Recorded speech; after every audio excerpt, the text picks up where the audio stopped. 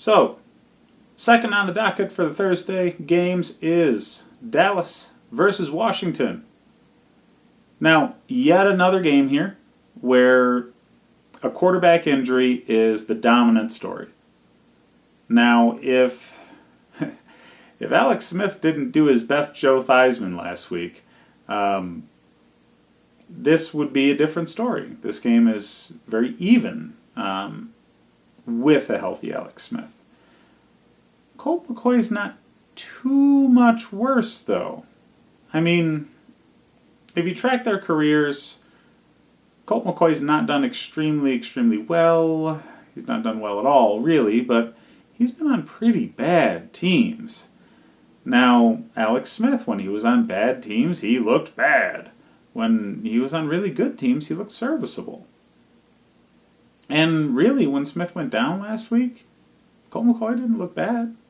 I mean, Smith even threw a couple of interceptions. So McCoy almost looked better than Smith when he came in. So they're not losing much, is really what I'm saying here. The strength of this team is the defense and a strong running game. So whereas they have some deficiencies on the offensive line and, Alex Smith was Alex Smithing the wide receiving core, that might even improve. The deficiencies on the line are kind of negated by a quarterback that can move and get rid of the ball quickly and can lean on a running back. And we might actually see something out of their wide receivers. Who knows? On the Dallas side of things, they figured some things out recently. They won a couple of games in a row against teams that, they necessarily shouldn't have beat as badly or at all in Atlanta's case. So, they're doing well. And they're the odds-on favorite to win the division. This is the game that they have to prove it in. And this is the kind of game that Jason Garrett teams have just choked in. I don't know. I don't have faith in the coaching staff here. They have some talent, and one could argue that they have more talent than Washington, especially in positions that matter like quarterback right now. But do they have an edge in coaching? Probably not. Jason Garrett, he's essentially a Muppet with Jerry Jones at the works. He doesn't really do much without Jerry's say-so. And that doesn't create a leadership atmosphere that you need for your team.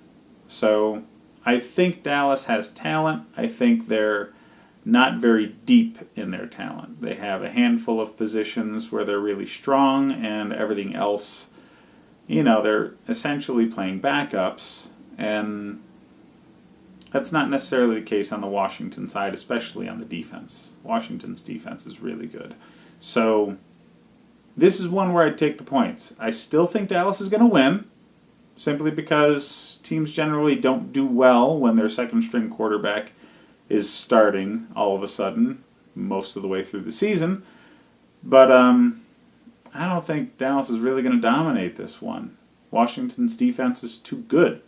So I would say Ezekiel Elliott is going to be heavily played, and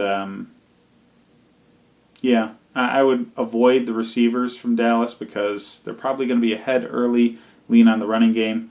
And on the Washington side of things, Adrian Peterson is essentially their only reliable part of the offense because we don't really know what Colt McCoy is going to be. We've only seen half of a game out of him. So, you don't really get a good feel of what he's going to be doing for the wide receivers and the tight ends. So I'd avoid playing Washington receivers. Reed might be a good option. Jordan Reed's extremely talented, and it seemed like he had a quick chemistry with Colt McCoy, so he might be a better option now than he was with Alex Smith. So if you're going to take a flyer, that's where I'd take it. It's going to be a good game, better than most people might think after an injury like Alex Smith's, so enjoy this one.